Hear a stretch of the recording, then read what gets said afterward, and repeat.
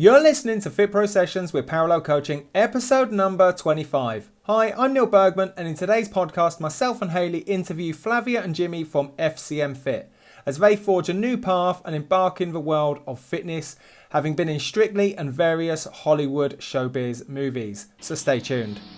Hi, I'm Neil Bergman. And I'm Hayley Bergman. Over the last 10 years, we've helped thousands of fitness professionals to get qualified, learn with simplicity, and coach clients with confidence.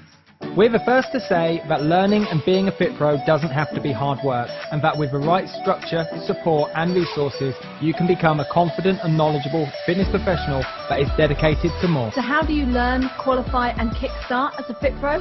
This is the FitPro Sessions Podcast with Parallel Coaching. A massive warm welcome to both of you, Flavia and Jimi. Welcome to FitPro Sessions with Parallel Coaching. How are we doing today? We're very good. Thank you for having us. Yeah, we're doing all right, actually. Flavia's just taken me on one of your suspension training workouts and it killed me. So forgive me if I'm a little bit jaded throughout of this. It's your fault, guys. That's for sure. So Flavia's going to be doing all the talking. Yeah. Yeah, Usually we'll does. Yeah. Yeah. Fantastic. Let's jump straight into the first question. I'd imagine all of our listeners know who you are, but for the very, very few that don't, let's have a whistle-stop tour of who is Flavia and Jimi. Go on then, you go first. I go first. Yeah. Okay, so I started dancing when I was 5. I spent my whole of my youth competing nationally, internationally, European championships, world championships, etc. And then I was lucky enough to become involved in Strictly Come Dancing, a TV show, for about 7 years. I finally won it in 2012 with Louis Smith, the gymnast. And then I followed on to the theatre world. So I did 4 different theatre productions, choreographed and performed in all 4. I had 2 Olivier nominations. Woo! All right, yeah, baby. Hell yeah. Well, the show did. And and then now, yes, into fitness and teaching and all sorts. There you go. Amazing. Amazing, isn't it? Whistle stop. Go on then, Jimi. Jimi, I'm an alcoholic. No, I'm only joking. So I'm Jimi. I'm best known for being an actor. I was an actor doing various things for over 20 years. Done various movies in America and Britain. Names of the movies? My first film was East is East. People know it from that. Then I went off and did The Guru and various British movies. Went to America, did things like Blood Diamond 2012, lots of big budget stuff. And I then trained to be a chef, and I also do food. I met Flavia on Strictly Come Dancing because I was a contestant back in 2010, which is 10 years ago now. Amazing. And we are now on our path of food and fitness and life with FCMFIT, and that's where we're at the moment. So a big a U-turn from a previous world and carving out a new trajectory as you move forwards into FCMFIT. So let's have a quick intro to FCMFIT. Okay. What do you do? What is it you're moving on to? What are you pushing now? Well, I've always been, even though I've always danced, I've always kind of been into fitness. I come from my family's all quite into sort of gymnastics and swimming and ballet and dance and all sorts of things like that. So I've always had like an underlying interest in fitness and just staying fit. And I've always enjoyed doing like weights and things like that. But I've never really known much about it. It was only just little bits and pieces here and there alongside my sort of dancing career. And in the most recent years, I started to get quite a lot of problems with my back. So with my lower back and my feet, quite a lot of pain and things like that. And I stopped touring in April of last year and decided that I needed to kind of recharge myself. I was a little bit at a low point, and I felt like mentally and physically I needed to kind of give myself a bit of time, a little bit of self-care after lots of years of continuous sort of touring, which really, takes its toll. And so I started to look into ways of kind of, fixing my own body, if you like, and my mind.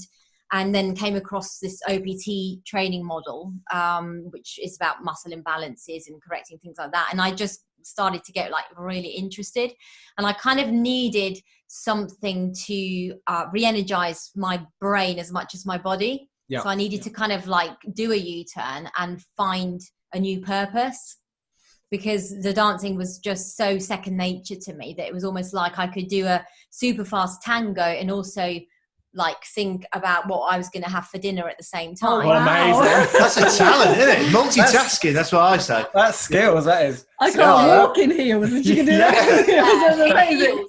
In heels.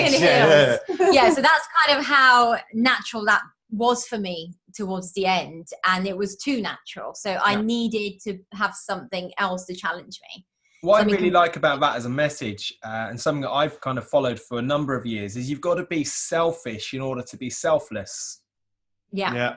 And you've got to kind of fill your cup up and have your cup overflowing. A lot of people talk about, the cup half empty or half full. But reality is, or my reality is, that the cup needs to be overflowing, and it's all the overflow that goes to your loved ones, your close friends and families, and then the people you want to impact in this world. And that's what kind of resonates with me most, is you've got to look after yourself first in order to go out and impact others. Exactly. And if your cup's low, then you've got to find your purpose. You've got to find your why and fill the cup back up. Exactly. That's exactly it. I think it probably happens a lot to people, I think in any walk of life really, but obviously as a performer and just, being on stage for, 7 years constantly, you get to a point where you are loving what you're doing, but it's not giving you what you need, because you've done it so much. So anyway, so I wanted to find a way of, as I said, like I needed to sort my back out. I wanted to feel stronger again. I wanted to feel kind of fitter, because actually the weird thing was my body was so used to doing 7-8 shows a week that I plateaued for the last 2-3 years. I just plateaued. So I wasn't getting any stronger. My kind of muscles and joints were actually hurting more, and I didn't have the time to kind of look after myself physically. So it was I wanted to get rid of this plateau. Also turned 40, so which I'll be really honest, achievements, Neil, the small achievements make me very happy. She got to 40, mate. I mean, isn't that something? And I'll be honest, like when you said that, we were driving home when we went up down in Devon in Cornwall, and I was driving home and I said to Hayley like 4 times, I was like, 40? And Hayley's like, yeah, serious. I'm like, she's lying. She's lying. Yeah, so I got to 40, so I was like, I didn't want to go into my 40s feeling like degenerated. I wanted to make it a new start, and I wanted to feel stronger than I had for a while. So anyway, I thought, well, fitness is something I've always been into, and then one thing led to another. Next thing I know, I've signed up for a diploma in level 3 training, OPT certification, nutritional advisor, and I kind of signed on the dotted line, and then it was just like, holy moly, it's real. How do I do this? What am I actually doing? But it's kind of like I needed something like that to shake things up and get me going again. Yeah, I mean, I have the same. It's exactly the same for me. It's we were in slightly different professions. We were both performing though. We were both performing, and I think the analogy that you made about the cup overflowing, and mine was just dry. I just got to a point where I drank my last pint. It was like I got to a point where it was just like I've got nothing there. I'm not really feeling a lot. Do I like it? Do I hate it? Where's my enthusiasm? I just hit a wall with it, and I needed to inject something back into me, and that's when I decided to be like you, decided to sign up for a culinary arts diploma at a top school in London, and ended up being a full-time student for a year again. Wow. It was just like, whoa, that was mental. What the 2 things that really strike me there. First thing is like, we're going to be really stereotypical, and please call me out and correct me if I'm wrong, but for a lot of people looking in, certainly on the celebrity lifestyle, I'd imagine it'd be like, oh, it's okay for you. You've got it sorted. You seem to be, you're in the limelight. You can kind of do what you want when you want. If I had that if celebrity I had status, a it'd be celebrity, okay. it'd be okay. Yeah. But actually, you're just a normal person, just like anyone. Yeah. And I love the vulnerability of that, of saying, just because what it appears like, you know, use that the analogy of a cup, and you're like, my cup was dry. I'd had my last pint. Yeah. And just that recognition, and so many people that we've, you know, worked with, trained with, or come across, my end user clients as well, in terms of bootcamp, there's a point in their 30s and 40s where they're looking for something else. It's like, is this it? There's got to be something else. Exactly. Regardless of what you're doing or what you've achieved or what you've made Or how great that was. or how great that was. It's not discrediting that or saying, you know, you're not grateful or it was an amazing journey. You're just saying, I know there's something else I'm meant to do. Exactly. Yeah, it's completely that. And I think it is a gut feeling. And I think I don't know if it's easier for other people who maybe aren't so much in kind of the spotlight. I think for us, the challenge was that people, exactly as you said, will look at you and think, well, you have everything. How can you possibly want to change it? Yeah. So then you have family, close friends who kind of will question it slightly because they're not you. They're not experiencing what you're feeling. And so the challenge for us is to really kind of have to dig deep and say, right, I really need to think about this. Am I making the right decision? Is this actually, you know, the road I want to take? Because I think there's a lot of people in our position who just feel it, but they hide it and they just carry on going. There's a lot of people in this world who are successful and not famous, but there's also a lot of people who are famous and not successful. And you don't want to be in the latter. You really don't. And it can be quite easy to be that if you start believing the hype and you actually create a life around a persona that you want people to think of you. Yeah. Because it doesn't mean anything at all, Yeah. you know. And, you know, don't get me wrong, we call it crying in our porridge, you know. And, in Flavia, cry in porridge. It's something to behold, you know. And we have those moments, and I think it's fine to have those moments to kind of go, oh, everything's changing, I don't know what to do, or I can't go to work, or you know that whole thing of you see like the rock star about go out to Wembley and he's crying behind, and he goes out and he does the gig of his life. Well, it's a bit like that. Yeah. It's a job for us to go on set or to go on stage or whatever, but we're still the same behind it. Nice. Completely. And when you do have that kind of, because I've been there with a couple of kind of like big career decisions that I've made, is when you go out and you do your day's work and you're like, that was a really good effort. I put 10 out of 10 in, and look how great it was. But when you come back and you're sitting there and you're like, say you're crying in your porridge and there's this discrepancy, it's like, for me, it was like holding down a beach ball underwater. Oh, no. And there was this constant... I like that one. You can have it. But it was this constant... It was this constant pressure though, Jimmy. It was this constant pressure. Yeah. Well, and maybe, you know, it resonates because you're like, you go out, I'd get out in my car on my commute and I'd almost put this like mask on, this false mask to perform, and I'd spend the next 8 hours pushing this beach ball underwater, and I'd get home and I'd take the mask off, so to speak, cry in my porridge, and the beach ball would just go, and unfortunately, like the people at home would see a completely different story.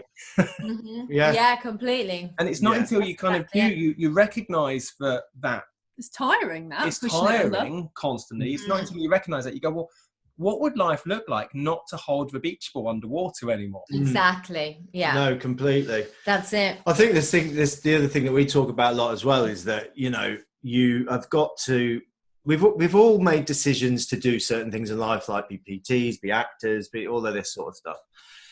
But as you get older, you get to know yourself a little bit better.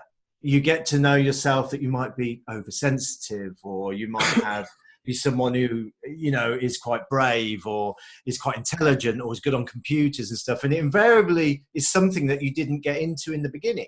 I mean, Flavia got into dance when she was 5. 5. I mean, you're 5. Yeah. I got into acting 5 years later. Yeah. I got into acting when I was 18, and, you know, I couldn't tie my shoelaces when I was 18. I was a late developer. I was too busy having a laugh. Yeah. So you get to a point where it's just like, you know what, I'm actually quite good at doing that and that and that and that. and you kind of develop what you do into something else. And I think that's where we got to, where we're now doing things that are using probably more of our talents than they were initially using. You get what I mean? It was like more real to you now. Real to your characteristics. More congruent to who you are. So exactly. Tell us then. So you both signed on the dotted line. One of you, Flavia, you've gone and done the level 3 PT, nutritional advisor, a whole host of other kind of CPD courses. And Jimmy, you've gone on and done full-time back at food chef school. What was it like during that decision-making process before you were like, shit, I've signed? I want to know what that catalyst was. Well, I was a couple of years. I was a couple of years before you. So I did mine a couple of years ago, and Flavia obviously was last year. And I was always a little bit ahead of you in that point of going shit. You know, I dipped my toe in because I did like a summer course first, and that was all I was going to do, and I was going to go back to my day job. And then I just did really well on my summer course, didn't I? And I was just like, amazing. And you were eating the food, and it was, this is great, and everything's great, and shall I do it? Shall I do it? Shall I do it? And before you know, boom, paid the course or signed on the dotted line and whatever, and then went, oh my Lord, that is it. That I've got nothing. This is it. I think my family and everyone also were probably very supportive, but also quite like, you sure you're doing the right thing? What are you doing? Why are you doing that? But they were supportive, but also a bit like, well, you've got a good career there, you're there, well, what's going on? You have a midlife crisis, whatever it is. And maybe, I don't really like the word midlife crisis, because it's not a crisis, it's just a point in your life where you need to try something different. People don't like change though, do they? And they see it as so finite that it's like, that's the change forever. Like that you could never go back to acting. Exactly. Or that you could never dance again ever. Exactly. So it's not which isn't the case, And, so it was, and then I was in it, and that was that, really. And I think ever since, I think it was also a test for me personally, because, when I was younger and I was at school a long time ago, my brain was, I think, a little bit like Neil's. It's flipping, firing in all different directions quite a lot of the time. And I wasn't particularly well focused at school. And this was, again, another test. Can I do this? Can I study? Can I pass something? Can I be a good student this time around? Because I wanted it to be a good benchmark for my life to look back. I don't want to look back at 18 and go, we should have done better. I look back at, 40, whatever, and go, you did bloody well. There's like hidden benefits, isn't there? Whilst you've signed up for the course and you get, I don't know, like maybe a certificate at the very end, and you go, well, actually that certificate represents I've met a certain criteria and standard. Actually, there's lots of hidden benefits along the way. You've improved your self-worth, your self-confidence, your self-belief. You've proven to yourself that you have stickability. You've proven to yourself that you can learn. You've proven to yourself that you can do something else. And it's all those hidden benefits that you don't expect to get from a course that give you a completely different experience and life lesson that close friends and family that are saying, you're crazy, what are you doing? That they can't comprehend. You grow in other ways. You grow in so many other ways. Yeah, I think for you, definitely by doing your studies last year and getting your head into something else, you were starting to, dare I say it, even though dancing is not easy in porridge heels, but you started to engage your brain. You were engaging your brain more and your instinctual body less. And absolutely. There was a big change. It was a difficult change. It was a very difficult change. Yeah. And that's obviously when we came across you guys as well, because I was doing A in anatomy and physiology. And obviously, dancing it does take up a lot of brain power, but it's also a very instinctual thing. And because obviously, take the theatre shows, you're doing 7 shows a week and it's the same show over and over again. You might change little things along the way, but it really you embody that part, you embody the dancing. So your brain does switch off. There's no need to kind of use a certain part of your brain. It's very one-sided. So to suddenly go back Cruise to opening a big book and studying, remembering long names and things like that. The first week of her diploma was probably one of the most difficult battles with myself that we had here, because I think after the first 3 days, because we did it systematically. I helped Flavia with the more kind of academic stuff, and she, we did it together. We had a plan, and after 3 days, you literally shut the book and you got a bowl of porridge out. Simple as that, and just went, I can't do this. What it was for me, it was, again, I was still questioning whether I was doing the right thing. Yeah. So I was literally reading the book, trying to learn about, the respiratory system, or whatever, or the heart and the lungs. All the stuff you like. And suddenly my head was telling me, what am I doing? I'm like an Argentine tango dancer. I'm on stage and I'm trying to now memorize how the heart works. What the hell am I doing? So I was still at that point. Give me the 4-inch heels and my cha-cha-cha back, please. Yeah, exactly. I'll have that any day of the week, Yeah. But then slowly, again, with watching your videos and things like that, it just changed, didn't it? I started to get really into it. And then I suppose, my confidence just grew in the fact that actually, I can study. I haven't studied since I was at school, and I can't really remember studying very well back then, but you know what, I can remember things, and I started to do all the mock questions and things like that, and it started to become really easy, or easier, and then I was like, wow, this is a whole new experience, this is a whole new beginning of something. And then it started joining. I mean, if you think, Flavia has taught people to dance for years, so she's instructed. So that side of the PTing, it was like, wow, well, it was kind of so ingrained in her as a teacher. Second nature to stand in front of somebody and tell people what to do. Project your voice and whatnot. Yeah, exactly. I remember I had to do with the video assessment, and obviously I had a tutor, and we used Jimmy was my client, and it was so funny. Makeup lights. Everything had to be correct. I wonder where that video is now. Hilarious. I'm sure it's somewhere. Even though they're supposed to destroy it. Yeah. I think we kept thinking actually that with people watching when they were assessing it must have had a right giggle, because we couldn't help but pretend like we were on a TV set. Nice. And everything was like the end of a scene. And then I was like, actually, I think I need to make this look more real and a bit more rough around the edges. But we just couldn't help it. It was hilarious. Who was like the more serious or jokey person? I want to know. Well, when who had the more outtakes? The first time we started filming it, we had about half an hour of just laughing. Constant. We had to get it all out. Action. I said action.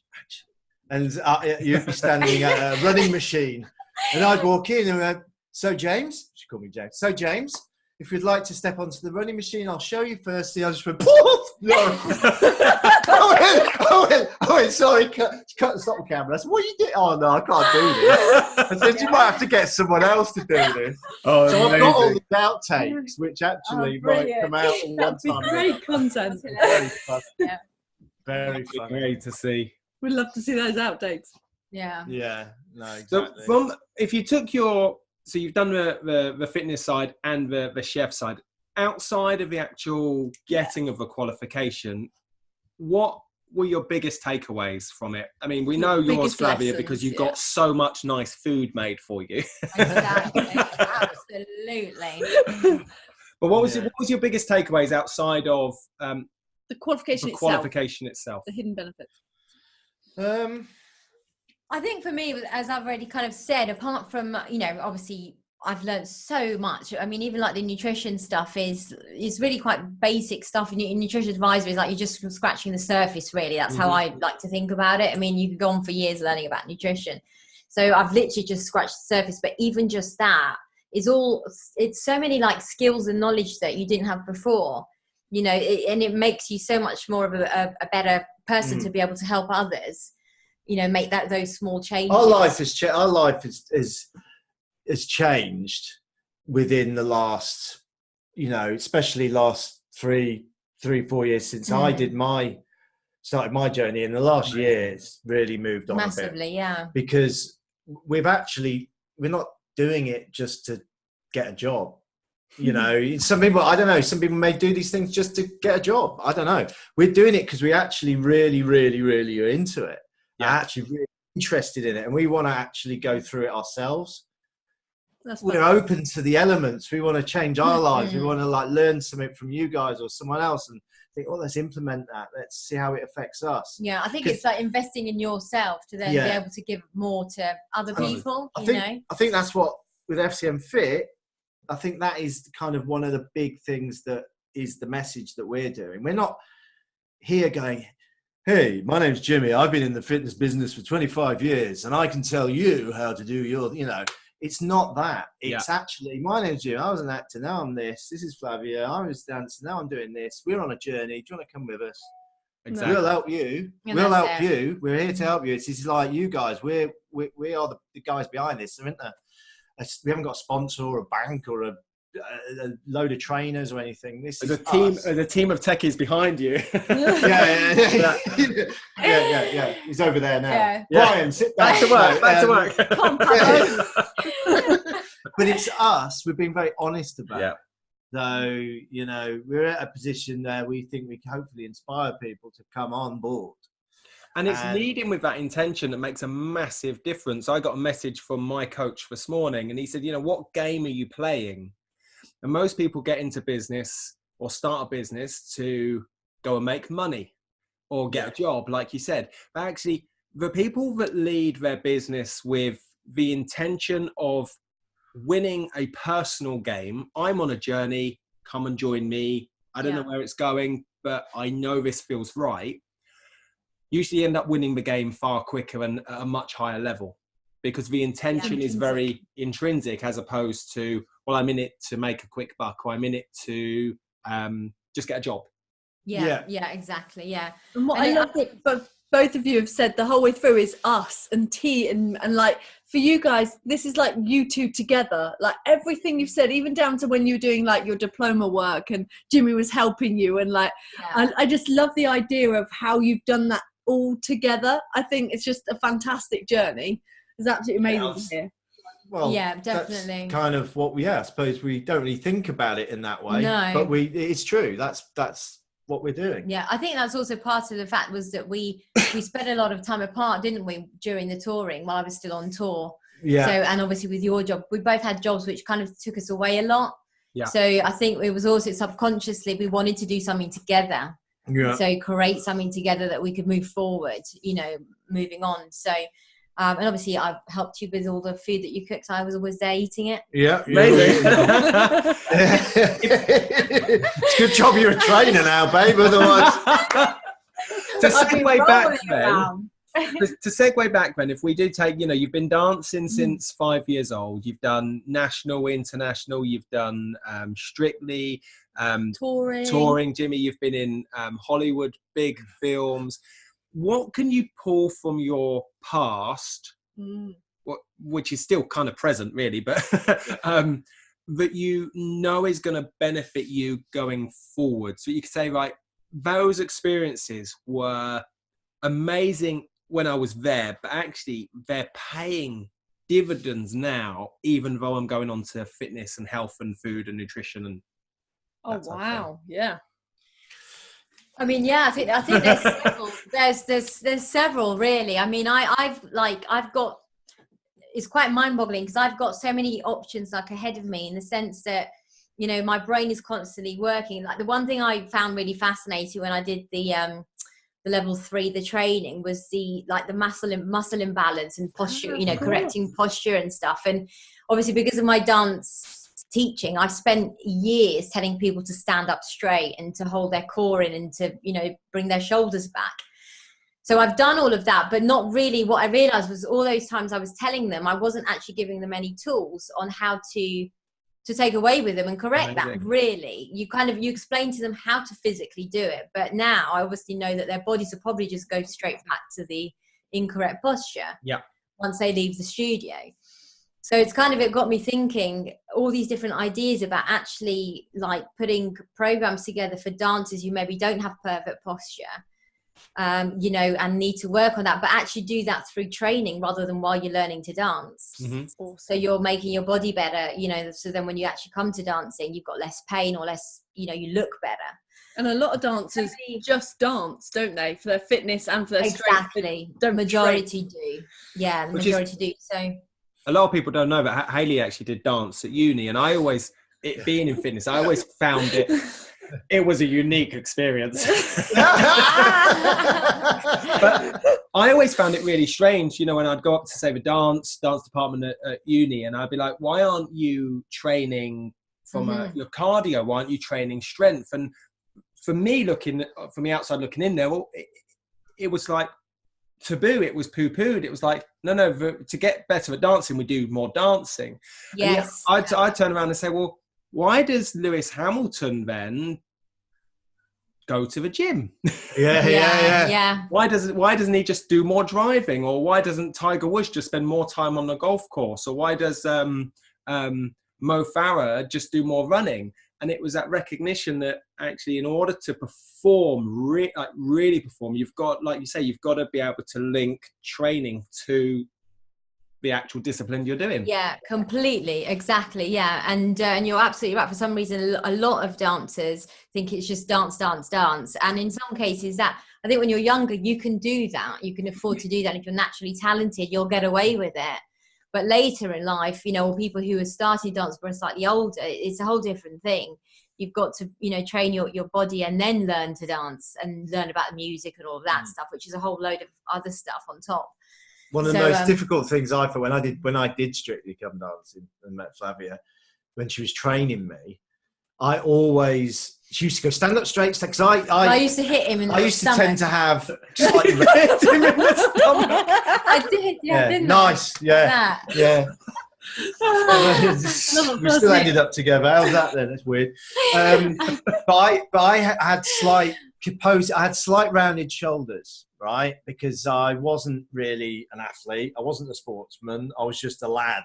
I was an actor, but he was a bit of a lad. So I used to walk around a bit like this and sit at computers and look at my phone. And you say, stand up straight, come on, stand up straight. And I think the hardest thing for me during that whole process was standing up straight, not dancing. Dancing it was hard, but I enjoyed the dancing. But it was the holding these shoulders back. Yeah. I just couldn't do it for long. But now, within the last year or so, Flavia's been, we've been training together. She's been training me basically and giving me a specialist program to work on, you know, kind of opening up my chest and strengthening my back muscles and stuff. And the change has been amazing. In a very, very short space of time. Yeah. But going back to what you said, it would be good to probably do a program to incorporate. Yeah, that so it's if only if I could have the knowledge I have now and go back, you would be so much of a, you know, you'd be a better teacher, wouldn't you? You'd have more to offer, more variety, more skills. So yeah, it's really interesting. But again, with FCMFIT, I've tried to kind of devise a section of it which is going to be kind of a little bit dance, a little bit fitness together. So these dance hit intervals, which are to music as well. And hopefully it can bring people who like to dance into the fitness world a little bit, and people who enjoy fitness, maybe a bit unsure about dancing. Yeah. That would be me. Yeah, there you go. I can imagine you doing that. I'll let you into a secret. A few years. I know what you're going to say. A few years ago, I got invited through YMCA, through one of their top exercise to music instructors, to go and do the ETM instructor course, so I could be at the front of the class and assess and whatnot. Oh yeah. And she was amazing, this lady. She'd been teaching dance for 30 odd years. She'd been like the pioneer of exercise to music in terms of qualifications. And anyway, cut the long story short, I got to the first break on day one, and I knew Annie really well. And for those of you watching on YouTube, she literally did this. She pulled me to one side, she whispered in my ear, and she said, "Don't come back after break." Oh no! Oh, I'd love to do that. She said, "This isn't." You were not hitting the one, were you? She goes, I've worked with a lot of people that struggle with musicality and moving, but we need more time. never got your call, did you? And she didn't want to burst. She did it in a really, it sounds like a really horrible way to do it, but she did it in a really, really great way. She delivered that news in a really great way. But I didn't go back after break. That's hilarious. That is so funny. Oh dear. But the funny thing is that, like, I've had so many, every time I meet anybody, they always say, oh, I can't dance, I've got 2 left feet. And it's bizarre because I always say, well, no, everybody can dance. You can learn. It just takes some people longer, and some people, maybe don't ever get as good as some, but anybody can learn. It's exactly the same with anatomy, isn't it? So many people say, I don't know how, I'm never going to be able to grasp the heart and lungs. I'm never going to understand energy systems. And it is just a time game, isn't it? It's perseverance and recognition that it does take longer for some people than others. Yeah, completely. Yeah. So as you've both kickstarted into health, well-being and fitness and followed this journey, what's the biggest myth that you've heard so far about in the fitness world or fitness nutrition for both of you? The biggest myth. And can you debunk it? Yeah. That's a tricky one, that. Yeah. Well, I think, for you, fitness-wise, just what the message that you're giving is about working from inside to outside. Oh, yeah, isn't it? yeah. I mean, I think the biggest thing is probably I never really I think a lot of people think, when they've got to do fitness, they've got to go 100 mile an hour. The faster they jump, the more they're going to lose weight. The harder they train to start off with, the more, more crunches they cardio, hit class. Yeah. And actually, when I did the level 3, what I really loved about it was like the systematic approach to training. So, working your core muscles and protecting your spine first and stuff like that. And then working, from the inside out. It just made a lot of sense to me. And I think that's still something that, like, Joe Bloggs, who wants to get into fitness, doesn't really understand. Mm-hmm. So yeah, I think probably that. And also what I really liked was the fact, like with weight loss and things like that, that it's probably better to do like long, slow duration. I love that you'll burn probably more calories if you just go on a long walk than if, you might do a sprint or something. And kill yourself. We do a lot of walking because we've obviously got dogs. So a lot of our sort of things that we've been recommending to people is that it goes hand in hand with us, is about getting outside, doing long, slow duration, going on long walks, doing things like that. And people go, well, no, I need to be running. I need to be pounding the streets in their days on end. I said, well, actually, no, you don't need to start off like that. Start off gentler, start off on these kind of long cardio kind of spurts, and then you'll get the benefits. Yeah, so I suppose the myth of that you've got to train really hard and the reality is kind of, in the reality it can and just this whole, I think for me it's probably quite well known now, and it's not, but I think the guy on the street and their no carb diets, whole no carb thing, and then when you're doing your A&P and you learn about the energy systems and about how the body gets energy and stores it and uses it, you're like, hang on a sec, we need carbohydrates. So the people out there just eating chicken breasts all day and every day is not really kind of the way to necessarily approach your nutrition. And that's it. As a health, well-being, fitness professional, we're battled with these messages or things that people are believing to be beneficial to them, but actually when you strip back all of the nutritional advice and the training advice, it's quite simple. And I think that's why a lot of people almost say don't listen to the simple stuff. It's like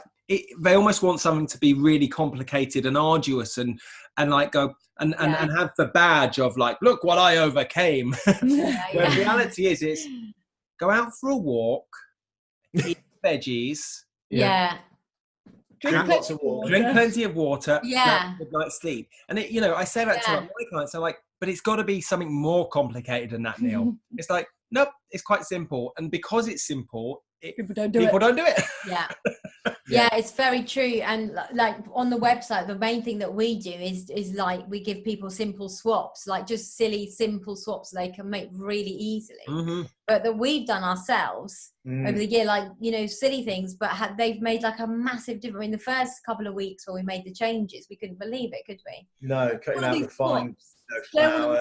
What would you say the biggest food swap is that you've personally seen the difference?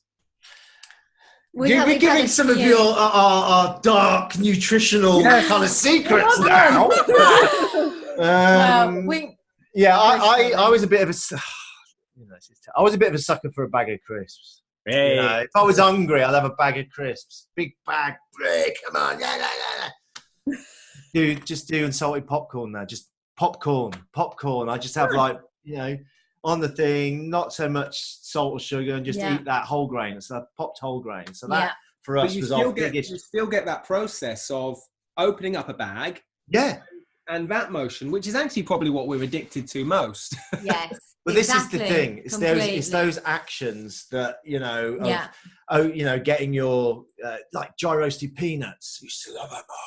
Oh, I'm a bit thirsty now. Yeah, I'll have some more. You know, it was that kind of relationship. If you're going to have peanuts, just have them plain. Just have some dry, you know, just have some nuts and whole grains rather than white grains, you know. That for me is a big thing. Difference. You know, people go, oh, what do you really like? Whole grain pasta. Oh, it's not very nice. I said, well, no, it tastes of something. Amazing. It actually tastes. Taste it, you know. That's probably why some people don't like it. Yeah. But, you know, they're just very simple things which we can do. We've stopped drinking milk.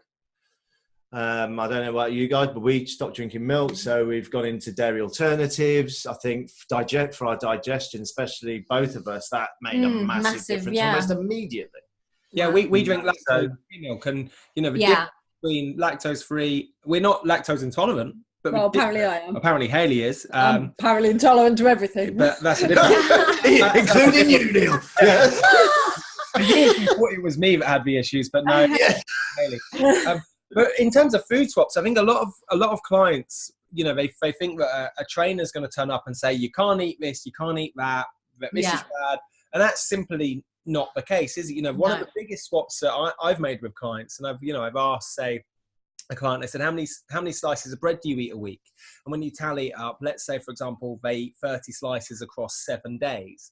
You're like, okay, so next week, let's keep the bread in, but let's drop it to 22 slices. Yeah. And they're like, so I get to keep eating bread. I'm like, there's nothing wrong with bread. You're simply eating too much bread. Yeah. And, you know, 3-4 weeks down the line, just taking away or swapping or taking away a little bit of what they don't need. Yeah. Makes a phenomenal difference to the goal. Absolutely. Yeah, exactly. Yeah, but you're right. I think people do expect like you're going to give them this like incredible complicated thing that they need to do for it to work, and if it's not that, then it's not going to work. The way that I saw the change was that, I mean, I trained to be a chef and I love food, and you know, I was trained classically, so there's a lot of French cooking, so which is not the healthiest food in the world. But now, I think my attitude now is, now we've changed our diet and that lots more vegetables. We only eat meat once a week. We eat fish twice a week, and we have whole grains, all this kind of stuff. When we actually started feeling the benefits of it, my attitude towards those foods were changed as well. So I will now go to the supermarket, whereas before I'd walk down the aisle, oh, look at that steak. Should have one of those tonight. Yeah, let's have one of them. Now I go down the veg aisle, and I go, oh, look at that courgette. Wow, look at that. No, it's true. Look at that. Look how green that. Look at this kind of romesco cauliflower. It looks amazing. I can't wait to get that. And the Brussel Sprouts. And the Brussels. Well, yeah, I was going to get to that. And look at those. The tree of Brussel sprouts, which is obviously our favourite thing, as you know. But I genuinely look at vegetables and just think, wow, what can I do with that? How do I make those taste good? I think it's also because we now eat bowls of them. Yes. Like if you like food, if you can make them taste good, you can have loads of veg. You know, it's not like you want to have too much veg. So. I work quite closely with a GP in Plymouth with some clients, and I'm like, you know, he's never had anybody turn up that's been overweight and obese that's eaten too many Brussels sprouts. Do you know what I mean? That's what I mean. Exactly. So if you like food, then like invest in learning how to make it taste good, and then you can have loads of it. So there's all these people who go, I'm on a diet, I can't eat, oh no, I can't, I'm starving, but I can't eat, I'm on a diet. We eat more food now than we did before. Amazing. Yeah. Yeah. But it's just the right food. It's just the right food. That's it. Exactly. Brussel sprouts on everything. Really? And for those that are listening that don't know where the Brussels sprouts thing came from, listen to Jimmy and Flavia's podcast, which is the I think it was the second episode 2, and it's just about Brussels sprouts. We'll put all the links to FCMFIT podcast in the show notes as well, so you can go over there. Oh, thank you. Yeah. As you've grown, you've spent many years touring and doing like your own thing, and you've spent quite some time apart, and now you've come together, you've gone through this learning journey, you've transformed the way you see your body, your health, your food, and how you work with each other. What's the best thing about husband and wife having that transition and now working together with an FCMFIT? I think for us it's quite natural. I mean, I think the reason for our success, or that we can manage to work, because I think for a lot of husband and wife teams it'll be quite challenging to work together and to spend so much. Yeah, that's exactly it.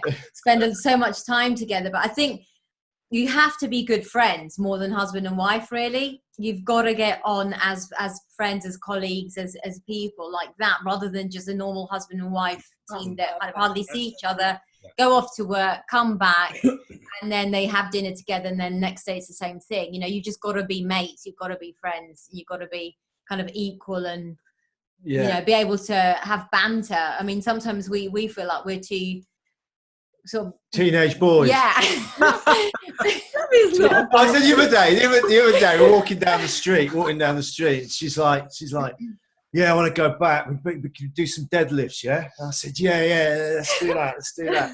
What should we watch tonight? Oh, yeah, I've got Rambo tonight. Yeah, you got The Last Blood Rambo. Watch that. Yeah. This is brilliant. Living your best life. Yeah. But you've got the Rambos and Brussels sprouts. But you know what? It really resonates. It really does. And I think you summarised that beautifully. Yeah. That beautifully. I really do. Just the fact that you're husband and wife, but you're best mates. But at the same point, you're still on your own journey, and you're all in. Does that make sense? You're there to make it work. And some days, well, for me, we collide, but it's that collision that is positive to move it forwards. Does that make sense? Yeah, completely. Yeah, absolutely. Yeah, I mean, you spend so much time together. There's bound to be moments when we're literally, with us, we do have moments like that, but then like 5 minutes later, we find it really funny. Yeah, and it's you're just laughing your head off again, and you're like, what are we doing? What are we saying? Yeah. So yeah, but it has to come from that. I think it's not for everybody, that's for sure. No, but what I do like about it is that we get up and we've got a whole load of things to get done in the day. But when the day goes and you go, I haven't got enough hours, you're on the right thing, because you're obviously enjoying it and you've got a lot of things to do. I feel that. We've all been there where we've been like clock watching and going, 3 hours left in a certain job or something. And it's good that we don't have that. I think we also, going back to like our past careers and stuff, when you have careers like that, you are always waiting for someone else to tell you when to do it and how to do it, sort of thing. So with TV, you are there, and you might have to wait in a studio, room for like 3 hours before you go on for a 5-minute take or whatever. And your whole day, you're just pretty much waiting around, and you're just waiting for that moment to go on, make your appearance. And it's the same with filming. We spend a lot of time waiting for other people to say, right, okay, ready, action, let's go. So I think what we're really enjoying now is we wake up in the morning and we are completely in control of what we do and when we do it. Love it. You're the directors of your own life. Yes. Yeah, exactly. And I think we both got to the point where being told and waiting for other people to tell us when we had to switch it on and like go, okay, now you put the smile on and do your thing. it gets, it gets kind of wears you down. So that's what I think we're really enjoying. Yeah. I'd love to know, out of the two of you, who's the bossiest? Yeah, I don't know. You answer that. I love that silence. I think it's him. No, I think we both have our moments. I think we have our moments, don't we? Yeah. That's quite a difficult one. Yeah. Well, I'm going to claim the crown of Neil's the bossiest bossiest. first. Yeah. I'm not, Definitely. and I'm happy to claim the crown of the one that sings in the office all day, every day. And you're the creative one as well. Yeah. Who's the creative one between the two of you? Well, the great thing is that, it's kind of split, isn't it? So I think we're both very creative, but probably in different ways. Yeah, but I suppose in this sphere of putting creation into reality, that's my job. Yeah. To do the technological side of things, to know how that sort of works. But you very much, Flavia's old school. Give her a pad and a pen. Brilliant. Yeah. I can't do it on the computer. No, I bought an iPad. Paper. All that don't really work. She wants a pad and a pen, and then it just flows out of it. And then I just hand him the bit of paper. And then I get this piece of paper I can write and I can't read. And says, right, do something with that. And I'm like, I feel your pain. Yeah. What do I do with this? Yes. I don't know. He's like, can you not email it to me? No, because I've written it. Take a photo of it. Yeah. That's Hayley's way of making it digital, actually. She'd write it all down on a bit of paper and then she'd take a photo and send Take a photo. That's a good one. Yeah, I remember. Well, I've done my techie side of things. I'm like, Yeah. oh, really? Yeah, exactly. So as you've made this transition, what would be your number one bit of advice? So, we have a number of listeners that are thinking about changing career. Maybe that's in fitness or not. Maybe they are in the process of changing career and getting qualified or newly qualified. What advice would you give somebody that has gone through that career shift and is now firmly sitting inside their FitPro business and building it up? I think you've got to you have loads of questions going through your head. I think for anyone, it doesn't matter what they've been doing before, but when you make a change like this, there's going to be always doubt in your head. Until you make a success of it, you will always have a little voice in your head saying, have I done the right thing? But at the end of the day, we only get one life. And I think for us and for me, it was always about making the most of that life. Don't have any regrets, don't have any doubts. And if something in your gut told you to do this, then you've got to march on and just work hard and do it. And I think hard work will always pay off. So you just keep doing what you're doing and then it will just naturally happen. I think one thing that we've got into quite recently, which is very interesting, which we actually haven't spoken about before, is this whole positive affirmation thing that we're getting into. Amazing. Which is all to do with energy that you release, an energy that you let into your subconscious during the day, in the evening, in the morning. Now, we can create our own luck, as it were. We believe that. And when you make a change, especially in career change, you can tend to let a lot of negativity come in because you're self-doubting yourself. Yeah. People are going, are you sure you want to do that? Your family are going, I'm not sure that's a good idea. And, you're starting off a business, so you might only have a client here, 2 clients, you might think this is not right. You've got to believe in your own decision making and how you feel and be in touch with that, and try and cut negativity out of it, because if you let it in, it will breed more of it. I think that's definitely the way it is. Yeah. I think that's where we're at the moment. It's interesting because the other week, actually on our podcast, we interviewed Camilla, who's another dancer from Strictly. And she left quite a few years before me. And she had pretty much the same sort of experience that I've had. She kind of had a burnout when she was 35. And she's now written 3 books. Yes, she is amazingly, talented, and she's just written her last book, which is called It's Not You, It's Me. And it's all about kind of self-care and looking at yourself and, and like healing the relationship with yourself rather than with other people. Amazing. And she had the whole experience that kind of we're going through. She's had that, and she's a success story, you know. So it happens to lots of people, but it was fascinating. With her, actually, we did some meditating, and she does meditation, and it was amazing, wasn't it? Yeah, as you can imagine, I mean, I couldn't sit still when they said sit still for 10 minutes and empty your mind, I was like, well, yeah, it was very difficult, put it that way. It's been a challenge, but it's working now. I'm finding the benefit. Takes a while, doesn't it? Yeah, absolutely. But I think it goes back to self-belief. You know, if you're trying to start something new and start a new business or change your career or whatever it is, you've got to protect your self-belief, because it can get knocked so easily. And then if you get knocked and then something opens another channel of self-doubt and negativity, then you'll just start stumbling, and you know, and you won't be able to make your business a success it can be. One of the famous quotes we did some Tony Robbins coaching a few years back, and one of his famous quotes was, "We learn to believe what we hear ourselves say." Yeah.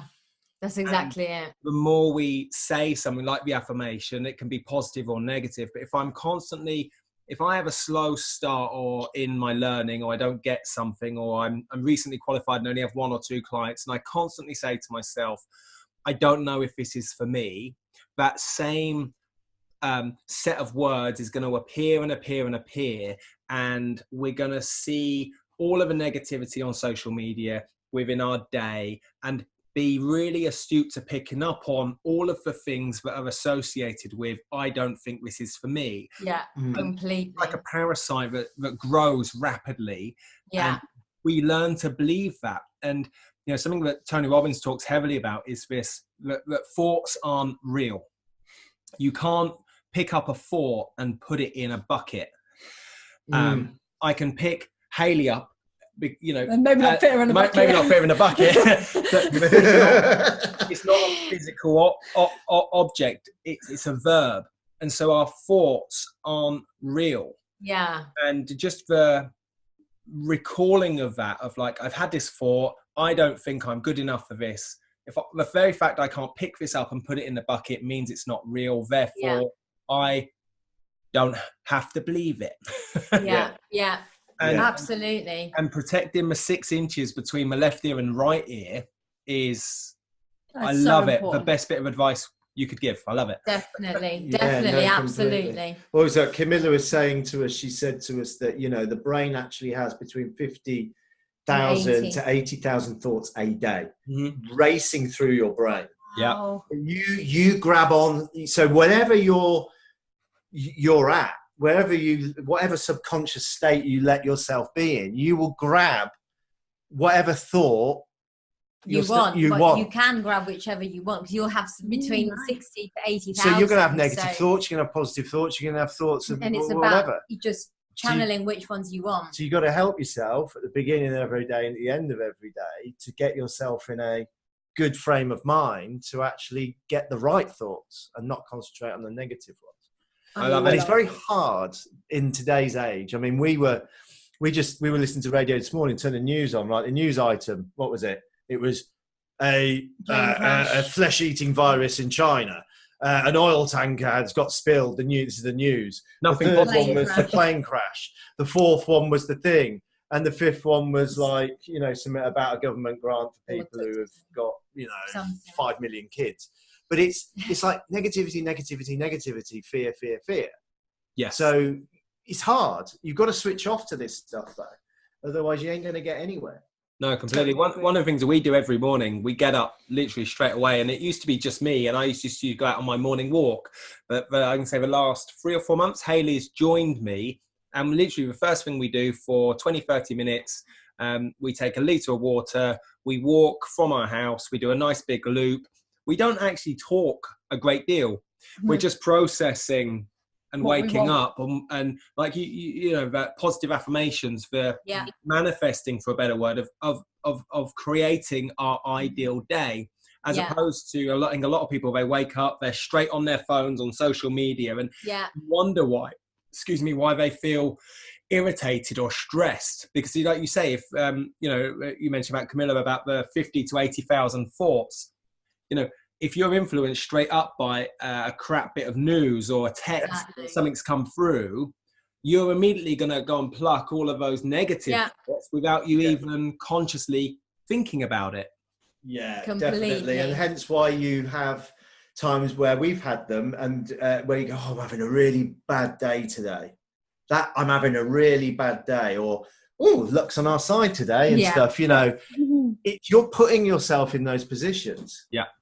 It's like when people say, I got out the wrong side of the bed, and I always answer back and said, is that the left side or the right side? Because I'm yet to... No, completely. Exactly. But going back to, we do exactly that. We get up, we do the thing, we have our breakfast, and we got the dogs. So then we go on a very early morning walk. It's great. This is the way we've got to start a day, it's perfect. Completely. So you start the day, you've got luck on your side, you've carved the way to a great day. Tell us more about FCMFIT and where you are now and where you want it to move to, even though you're not maybe 100% sure and it's a journey.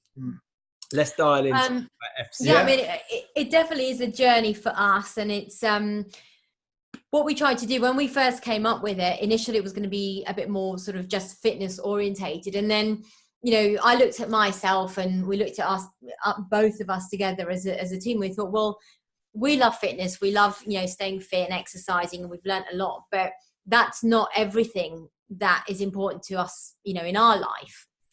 So we thought, well, what else is? And then obviously the nutrition came about because we love food. That's how we met. We have an interest in it, eating well, again, staying healthy. We thought, okay, we'll make it fitness and nutrition. Brilliant. And then we thought, but that isn't everything that we live by and that we enjoy. We also have our dogs, which they're a big part of our life. We go to Cornwall, we like going out for long walks, nature, being outdoors. So we thought, well, what is that? And it took us a while to come up with the third one. We were thinking like health, well-being. We thought, well, it's not really that. And then we thought, well, it's life, isn't it? It's just life. It's just living. It's just getting yourself out there. And so FCMFIT is basically all three things. It's fitness, nutrition, and life. And it's about people wanting to live a healthier, happier life, not by, necessarily going crazy in the gym, not by going on, severe diets, and not by, living outdoors, but by doing all three things within reason and using our knowledge, our advice, our skills, following our kind of journey to try and live a better life. And I think the more people that we can hopefully reach, the happier we'll be. So with the website that we've launched at the moment, which we're we're adding to as we go. Websites we have it's growing. Yeah, it's growing. It's basically, on the surface of it, will offer two packages. So it's a subscription website. So you have a basic kind of you have an FCMFIT membership, which you would subscribe for a monthly fee. And then within that, Flavia has designed a kind of like a special, she's kind of mixed her fitness training with her dance knowledge and devised like a phased workout program, which we've created, filmed and put on the website there's phase one's up there at the moment. We're just literally finishing phase 2 off at the moment, and then 3.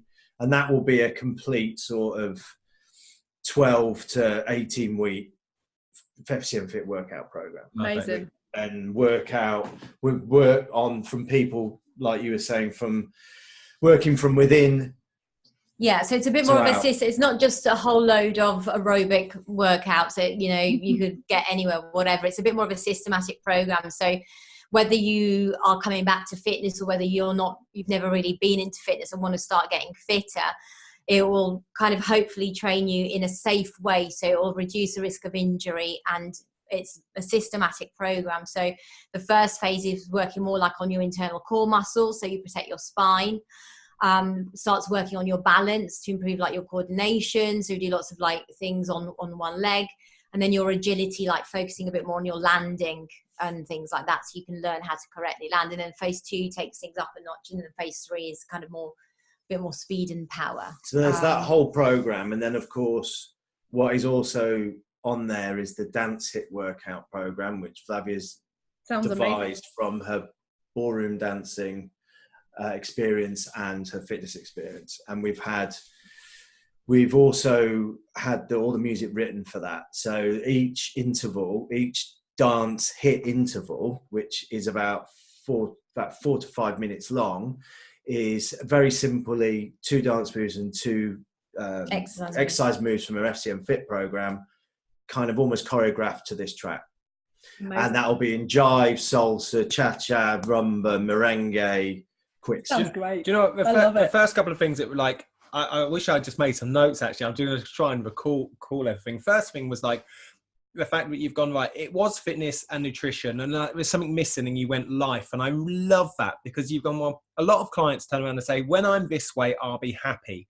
Or when I eat like this, I'll be happy. And actually, what is happiness? And happiness, I think, for me, is in the third bit. It's actually being present in life and going, I'm happy with my life.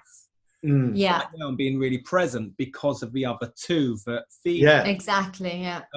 The other side, the next thing I wanted to just give you a big kind of high five for is how you've incorporated the principles of training to the tactics. And what I mean by that, we recorded a podcast earlier about this, was you've gone right. The first phase is all about core and strength and agility and balance and single leg, which logically allows you to go on to the next thing and the next thing.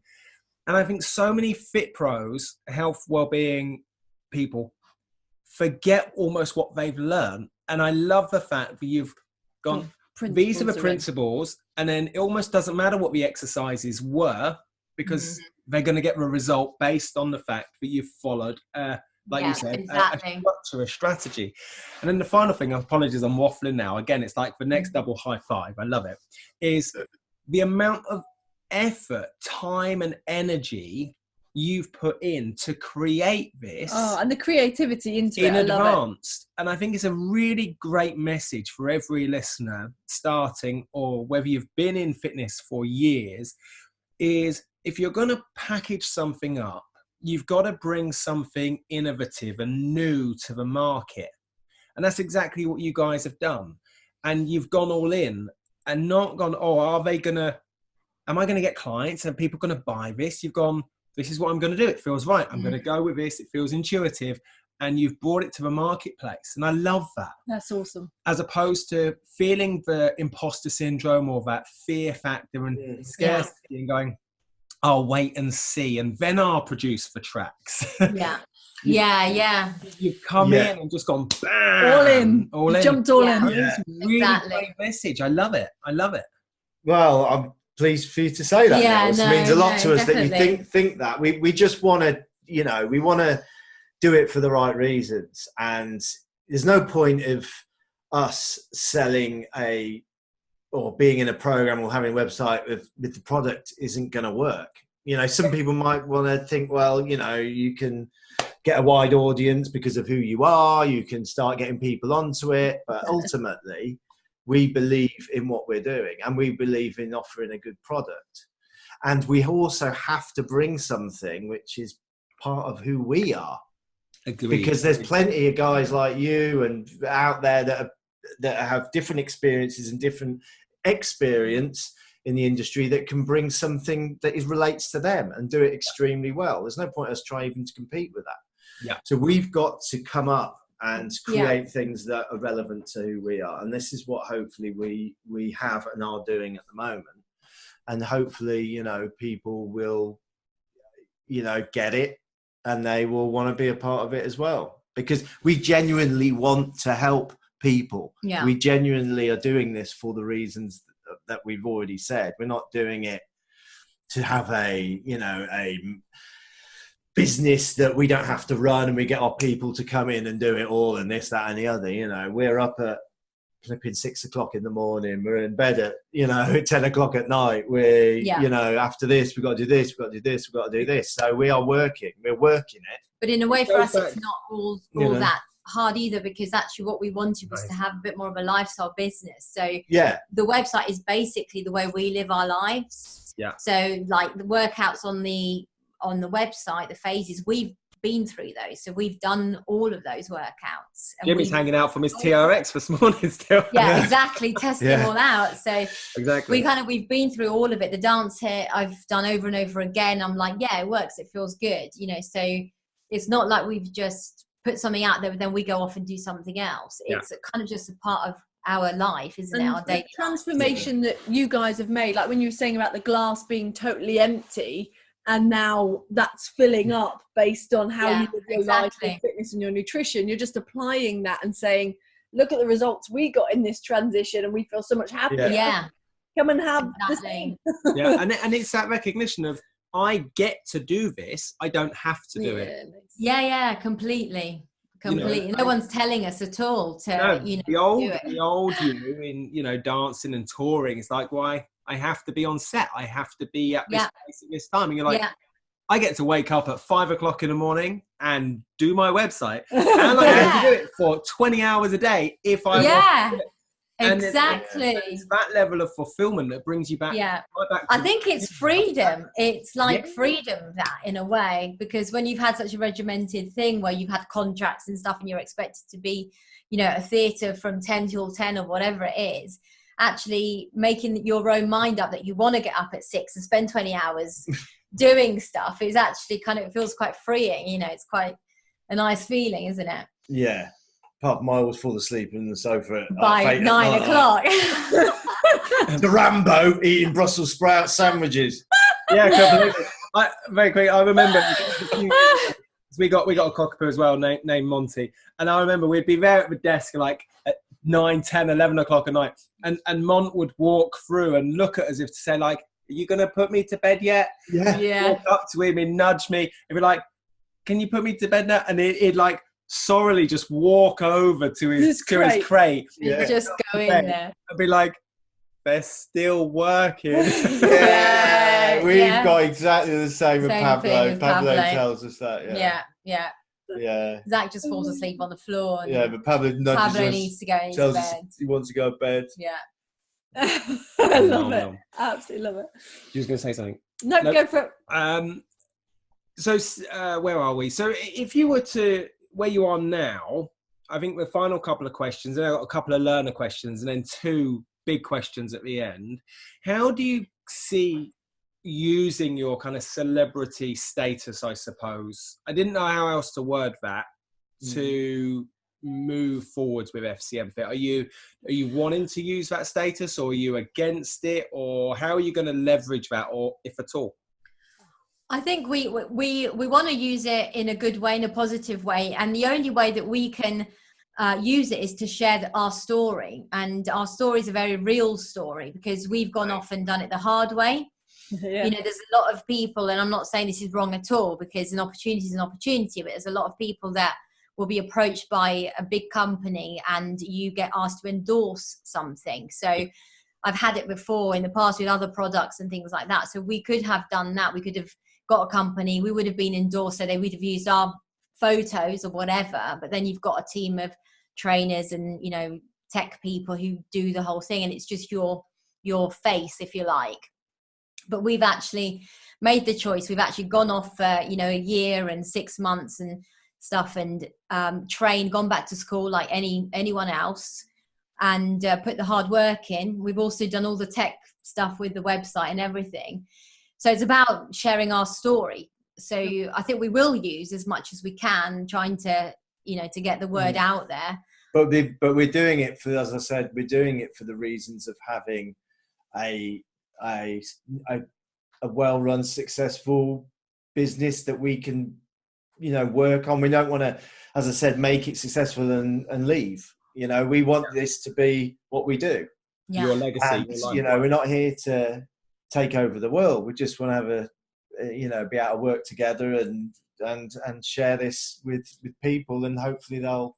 Yeah, and it's funny because we've always thought we've got obviously fans and people who followed me, but we understand that what the change that we've made, we might lose some of those people because they might not understand why we've kind of made these choices. But we hope that we will get new people on board who like what we're doing, 100%. want to join, and we have a whole new lease of, people.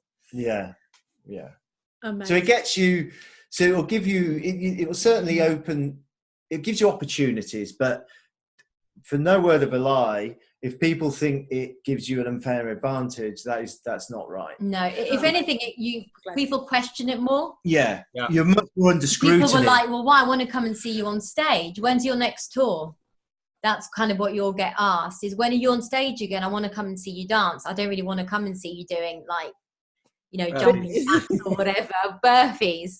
Yeah, completely. You're known for dancing. You're known for acting. Yeah, that's what they expect. You got more barriers to break down. I suppose.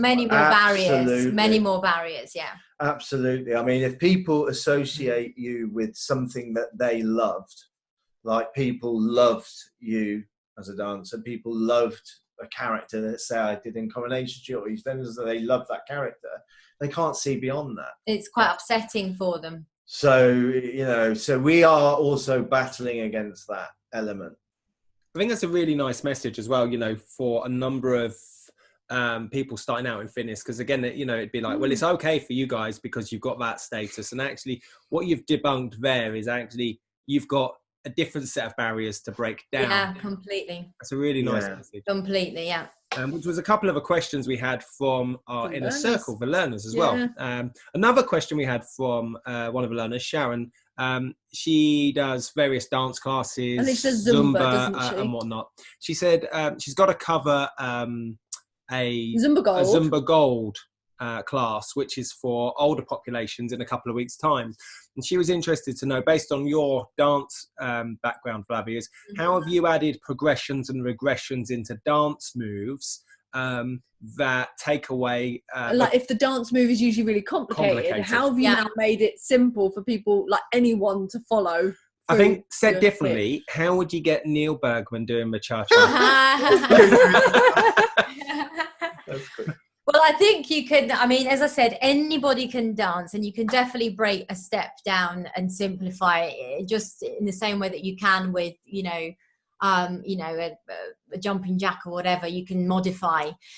I think with dancing technique, for me, obviously because of the sort of dance that I did, I always like my technique more than anything. I love teaching technique in dance. So, if you want to make a step look better, you need to do it with the correct technique.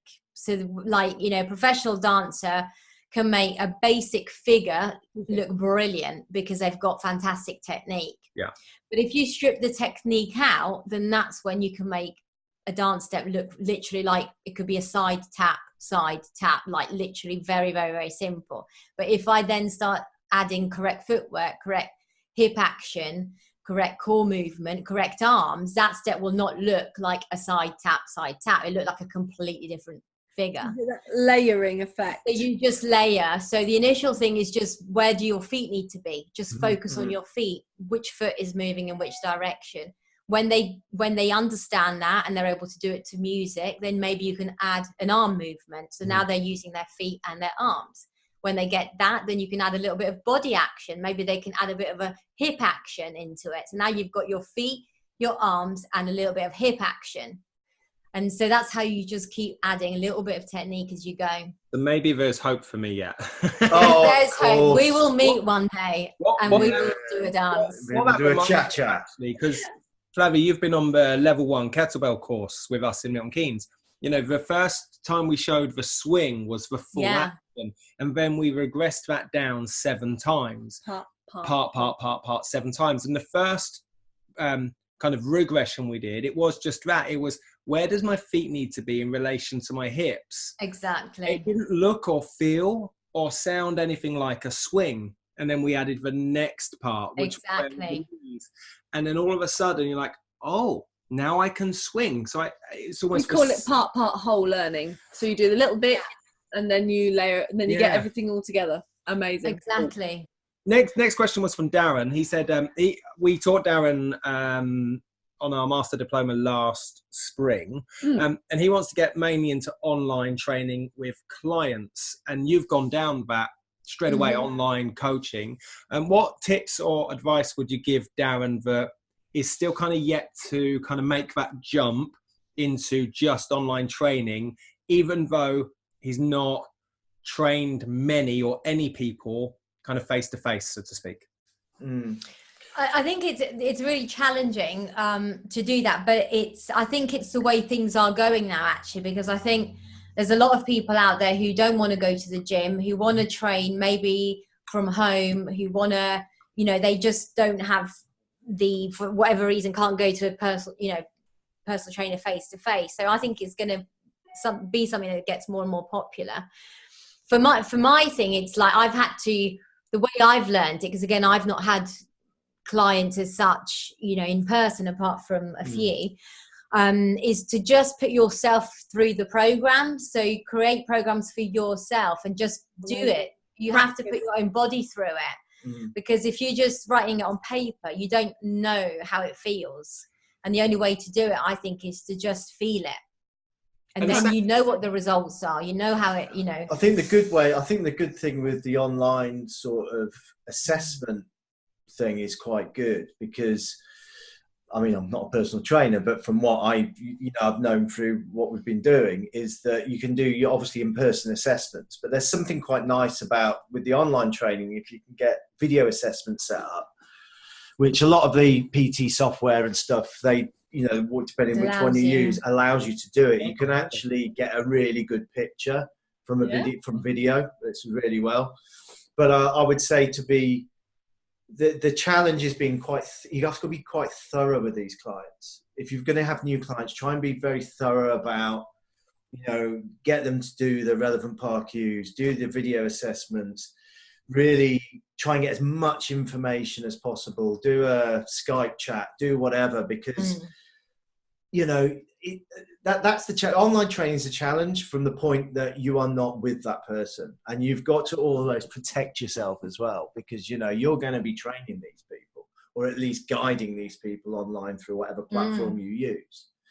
So just make sure that you are safeguarded, and that you've gathered as much information as you can about and that allows you to give loads of value, doesn't it? Because obviously some people don't see the value. They're like, oh, well, you're not actually with me. But the value is much deeper than being next to somebody. If you can harvest all that information from them. Exactly. From my experience, the reality is I can meet somebody face to face or have a conversation over a cup of coffee, and they're still going to be distracted. Yet if I set up a Skype, they can choose a time where distractions are low. They're 100% present, and we might only need 15-20 minutes, and we get all the information and draw out all of the facts. Whereas in person, it doesn't make any difference. They're probably more distracted because they're clock watching, because it's at an inconvenient time to a degree. Exactly. Yeah. Definitely. What I really liked about the bit as well, where you said about it was all about go and practice. Again, maybe you can add this in, Jimmy, as well, around food, is if you're going to give nutritional advice and give out recipes, go and practice cooking these and see how long does it take? What does it feel like? Is it exactly? You say it's easy. Is it easy? Exactly. It's the only way for yourself to do it. And I think it's the same with dancing. Is I can only teach somebody something because I've done it, so I know what it feels like. So then I can find out a bit more about that person and find out whether visually they need to see it, or whether I need to word it differently for them to understand it, or what works for them. You need to be able to adapt. And I think it's the same thing. I think with nutrition, you've got to also, if you're going to be doing recipes like we are and stuff, you've got to be clever with ingredients that you use. There's sometimes you get these kind of like some fit recipes, and you're like, what's that? Even like, what is that ingredient? Where'd you go? Have we got an organic health store anywhere near us? Because I have no idea what that is. You've got to try and make it accessible, because you can do great food and healthy recipes by just going to your local shop. It's just about picking the right things and making them taste good, as far as. And the easier something is, the more likely they're going to enjoy it and do it. Exactly. That's the thing. Yeah. Cool. I got two final questions for you. The final two. Based on life to date, so from starting dancing at 5 5 years old, 35 years of dancing, all the films and starting acting at 18, Jimmy, all your experiences. What 3 things, tips or advice would you give someone wanting to start out in fitness or coaching or changing their lifestyle? That's usually the response we get like that. But big breath in. I would, you know what?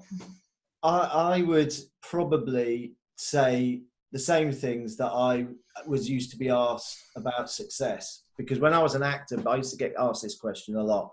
What 3 things could you advise a young actor in how they could become successful? The 3 things that got me through my acting career, which is getting me through this new start in my life, are to believe in yourself. Lovely. Yeah. To believe in yourself, have a sense of humour, because that gets you a very long way, and especially in conveying information or anything that you want to do. If you can do it in a humorous way, wow, that's comedy is king. All right. Yeah. And I think the third one would be is to keep, how do I put this?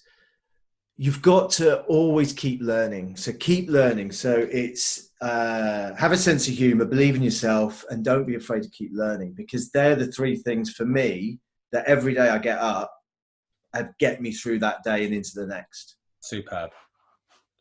Yeah, I agree. You're like, I think for you, dedication. I think for me, I'd say things like hard work. You know, I think you're better at kind of believing in yourself. I tend to still have quite a lot of doubt, so I have to really work on like my meditation, my thoughts, and what I think about. And I'm still learning all of that. I'm still getting much better. So I think for me, as you know, having been a dancer, it's just hard work, bruises, pain, blood, sweat, and tears. Whatever it takes. Yeah, basically. Yeah.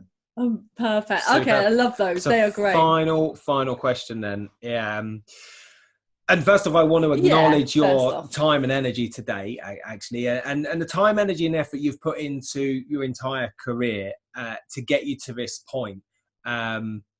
So big high five. And know, also your you wisdom, two as a team, I love it. Your love thirst for learning, the wisdom you've brought to everyone you've impacted today. What's your definition of a great, outstanding coach? Your definition of an outstanding coach? I think for me, it's somebody that can be adaptable, that can adapt themselves. Nice. And can look at the individual that they have and do what's right for that individual. And you have to be able to adapt yourself in the way that you teach and the way you explain things so that they can learn, because everyone's different. So I know that from a dancing point of view, some people, as I said before, visually can see something and pick it up. Other people, you have to put it into words. So just seeing it isn't going to work. And some people work much more through feel and touch. So dancing it with them, they feel it and they go, I get it. So I think being adaptable and also having a certain degree of patience, depending on what works for that person. So some people need a lot of patience and like care and attention, and other people need to be pushed. Great. And I think you've got to be able to work both ways of the scale, basically. So adaptability, I'd say. I love communication for me. Communication. Yes. To be able to be a good communicator, because if you can't communicate what you want to do, then how is anyone ever going to learn or believe in your message?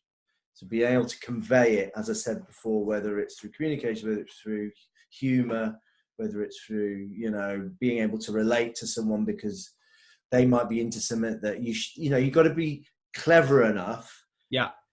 Amazing. To be able to relate to that individual and where they're at. Yes, meet them where they are. Because if you're not, and going back to what you said, if you're not talking to them from like a visual, auditory, kinesthetic, or meeting them where they're at, you're effectively talking a completely alien language to them. Absolutely. Completely. You're both after the same thing, yet you're just not adaptable enough or relatable enough to go, that's what you mean. I get it. Yeah, completely. Super. So is there anywhere that you would like our learners, if they want to hear more from you, where do they go to hear more of FCMFIT? Well, you can social channels. Yeah, we're all on all the social channels. Our website's www. How many W's was that? There's 3 W's. www.fcmfit.com, and our weekly half-hour podcast that we do. It's not as learned and as thorough as your guys. It's a bit of fun. It's a bit of fun, but you get 30 minutes with us every week. And we just chew the fat, and you can get that through your podcast provider. Superb. What we do is we put all of your social media handles for a website, all the links are below as well. So the podcast, they can go over and subscribe and leave you a review as well. Yeah, hey. Guys, brilliant. Absolute pleasure having you on FitPro Sessions today. Thank you so much. Pleasure. Thanks for having us. Hi, I'm Neil Bergman. And I'm Hayley Bergman. Over the last 10 years, we've helped thousands of fitness professionals to get qualified, learn with simplicity, and coach clients with confidence. We're the first to say that learning and being a Fit Pro doesn't have to be hard work, and that with the right structure, support and resources, you can become a confident and knowledgeable fitness professional that is dedicated to more. So how do you learn, qualify and kickstart as a Fit Pro? This is the FitPro Sessions Podcast with Parallel Coaching.